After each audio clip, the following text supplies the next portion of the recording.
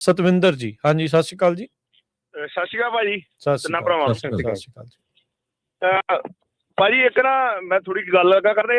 ਇੱਕ ਨਾ ਜਦੋਂ 1947 ਦੇ ਵਿੱਚ ਆਪਣਾ ਗੋਰਿਆਂ ਤੋਂ ਕਾਲਿਆਂ ਦਾ ਅੰਡਰ ਆਇਆ ਨਾ ਇੰਡੀਆ, ਉਦੋਂ ਇੱਕ ਗੱਲ ਲਿਖੀ ਸੀ ਵੀ 3 ਕੌਮਾਂ ਇਹਦੇ ਵਿੱਚ ਪਾਈਆਂ ਜਾਂਦੀਆਂ, ਹਿੰਦੂ, ਮੁਸਲਿਮ, ਸਿੱਖ। ਸਾਡੀ ਕੌਮ ਦਾ ਉਹਨੇ ਇਹ ਲਿਖਿਆ ਹੈ ਵੀ ਇਹ ਕੌਮ ਇਦਾਂ ਦੀ ਆ ਜਿਹਨੂੰ ਸਭ ਕੁਝ ਹੋਣ ਤੋਂ ਬਾਅਦ ਇਹ ਜਿੱਦਾਂ ਸੱਪ ਨੂੰ ਲੰਘ ਜੇ ਤੇ ਲਕੀਰ ਪਿੱਟਣ ਦਾ ਫਾਇਦਾ, ਉਹ ਕੰਮ ਸਾਡੀ ਕੌਮ ਕਰਦੀ ਵੀ ਇਹਨਾਂ ਨੂੰ ਆਉਣ ਵਾਲਾ ਜਾਂ ਆਪਣੇ ਆਪ ਨੂੰ ਸੰਭਲਦੇ ਨਹੀਂ ਜਾਂ ਕਿੱਦਾਂ, ਹਨਾ। ਉਹਨੇ ਸਾਡੇ ਬਾਰੇ ਇਹ ਗੱਲ ਲਿਖਤੀ ਆ। ਦੂਜੀ ਗੱਲ ਭਾਈ, ਜਿਹੜੇ ਬੰਦੇ ਅੱਜ ਡਿਆਨਾ ਦੇ ਵਿੱਚ ਪ੍ਰੋਟੈਸਟ ਕਰ ਰਹੇ ਨੇ, ਉਹ ਕਹਿੰਦੇ ਆ ਵੀ ਸਿਟੀਜ਼ਨ ਜਾਂ ਗ੍ਰੀਨ ਕਾਰਡ ਸਾਡਾ ਸਾਥ ਨਹੀਂ ਦੇਣ ਦੇ। ਜਿੱਦਣ ਬਾਈਡਨ ਦੀ ਸਰਕਾਰ ਸੀਗੀ, ਤੇਲ ਬਹੁਤ ਉੱਪਰ ਚਲ ਗਿਆ ਸੀ, ਲੋਡਾਂ ਦਾ ਰੇਟ ਨਹੀਂ ਮਿਲ ਰਹੇ, ਉਹਨੇ ਨਹੀਂ ਸੀ ਨਾ, ਉਦਣ ਸਾਡੀਆਂ ਹੜਤਾਲਾਂ ਚੱਲ ਰਹੀਆਂ ਸੀਗੀਆਂ ਓਨਰਾਂ ਦੀਆਂ, ਜਿੰਨੇ ਕੰਪਨੀਆਂ ਦੇ ਜਾਂ ਓਨਰ ਆਪਰੇਟਰ ਉਹ ਕਰ ਰਹੇ ਸੀਗੇ। ਇਹ ਡਰਾਈਵਰ ਕਹਿੰਦੇ ਸੀਗੇ ਸਾਰੇ ਵੀ ਅਸੀਂ ਲੋਡ ਚੱਕਣੇ ਆ, ਸਾਨੂੰ ਤੋਰੋ, ਕਿਉਂਕਿ ਡਰਾਈਵਰ ਨੂੰ ਤੇ ਮੀਲਾਂ ਦੇ ਹਿਸਾਬ ਨਾਲ ਮਿਲਣਾ। ਜਿਹੜਾ ਲਾ ਬਣਾਤਾ ਇੰਡੀਆਨਾ ਨੇ, ਉਹ ਤੇ ਹੁਣ ਪਾਸ ਹੋ ਗਿਆ, ਹੁਣ ਹੜਤਾਲ ਕਰਨ ਦਾ ਕੀ ਫਾਇਦਾ। ਹੁਣ ਤੁਸੀਂ ਦੂਜੀ ਗੱਲ ਜਿਹੜੀ ਆਪਣਾ ਗੱਲ ਕਰਦੇ ਵੀ ਸਾਡੇ ਪੰਜਾਬੀਆਂ ਦੀ ਇੰਗਲਿਸ਼ ਨਾਲ, ਭਾਜੀ ਮੈਂ 3 ਸਪੈਨਿਆਂ ਦੇ ਨਾਲ ਮੇਰੀ ਗੱਲਬਾਤ ਹੋਈ ਜਿਨ੍ਹਾਂ ਨੂੰ ਬਿਲਕੁਲ ਇੰਗਲਿਸ਼ ਨਹੀਂ ਆਉਂਦੀ, ਜਿਨ੍ਹਾਂ ਨੂੰ ਮੈਂ ਦੱਸਿਆ ਵੀ ਇੱਧਰ ਨੂੰ ਜਾਣਾ, ਤੇ ਉਹਨਾਂ ਨੇ ਆਪਣੇ ਗਾੜੀ ਮਾਲਕ ਨੂੰ ਕਾਲ ਲਾਈ। 2 ਚੀਨੇ ਆ ਜਿਨ੍ਹਾਂ ਨੂੰ ਮੈਂ ਐਕਸਪਲੇਨ ਕੀਤਾ ਵੀ ਇੱਥੇ ਚੈੱਕ ਇਨ ਕਰਾਉਣਾ, ਅਜੇ ਉਹਨਾਂ ਦਾ ਲੰਚ ਟਾਈਮ ਹੋਇਆ, ਨਹੀਂ ਤੂੰ ਚੈੱਕ ਇਨ ਕਰਾ ਸਕਦਾ।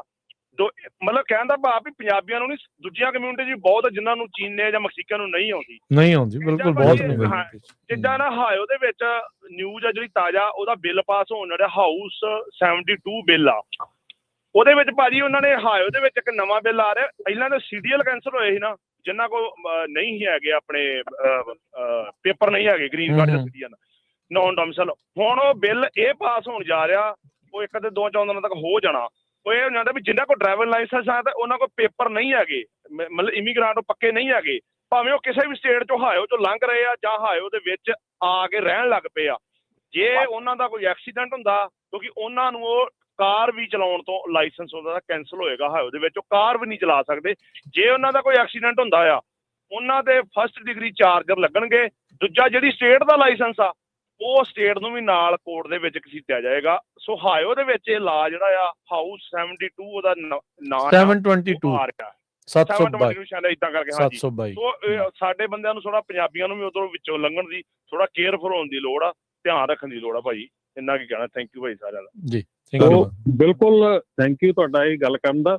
ਬਿਲਕੁਲ ਅਸੀਂ ਉਦੋਂ ਜਦੋਂ ਸੱਪ ਲੰਘ ਜਾਂਦਾ ਨਾ ਫਿਰ ਲਾਈਨ ਕੁੱਟਦੇ ਆ, ਅਸੀਂ ਉਦੋਂ ਐਕਟ ਨਹੀਂ ਕਰਦੇ ਜਦੋਂ ਇਹ ਲਾਭ ਬਣਦੇ ਆ, ਉਦੋਂ ਅਸੀਂ ਪਬਲਿਕ ਨਹੀਂ ਜਾਂਦੇ, ਉਦੋਂ ਅਸੀਂ ਪਬਲਿਕ ਫੋਰਮ 'ਚ ਨਹੀਂ ਜਾਂਦੇ, ਠੀਕ ਹੈ ਨਾ। ਅਸੀਂ ਉਦੋਂ ਆਪਣੇ ਕਾਂਗਰਸਮੈਨ ਨੂੰ ਨਹੀਂ ਮਿਲਦੇ, ਅਸੀਂ ਉਦੋਂ ਆਪਣੀਆਂ ਸਾਰੀਆਂ ਮੰਗਾਂ ਨਹੀਂ ਰੱਖਦੇ ਅੱਗੇ।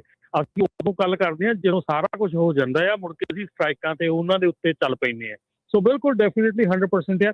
ਐਂਡ ਡਿਲਾਇਲਾ ਲਾ ਦੇ ਵਿੱਚ ਵੀ ਇਹ ਪ੍ਰੋਵੀਜ਼ਨ ਆ ਸਰ ਕਿ ਜੇ ਤੁਸੀਂ ਜਿਹੜਾ ਹਾਊਸ ਬਿੱਲ ਜਾਂ ਸੈਨੇਟ ਬਿੱਲ ਦੋਨਾਂ 'ਚ ਇੱਕ 'ਚ ਪ੍ਰੋਵੀਜ਼ਨ ਹੈਗਾ ਕਿ ਜੇ ਕੋਈ ਨਾਨ ਡੋਮਿਸਾਈਲ ਲਾਇਸੈਂਸ ਆ, ਉਹਦੇ ਕੋਲੋਂ ਕੋਈ ਗਲਤੀ ਹੁੰਦੀ, ਐਕਸੀਡੈਂਟ ਹੁੰਦਾ, ਕੁਛ ਹੁੰਦਾ, ਤੇ ਲਾਈਫ ਟਾਈਮ ਬੈਨ ਆ ਉਹਦੇ ਤੇ। ਜੀ ਬਿਲਕੁਲ।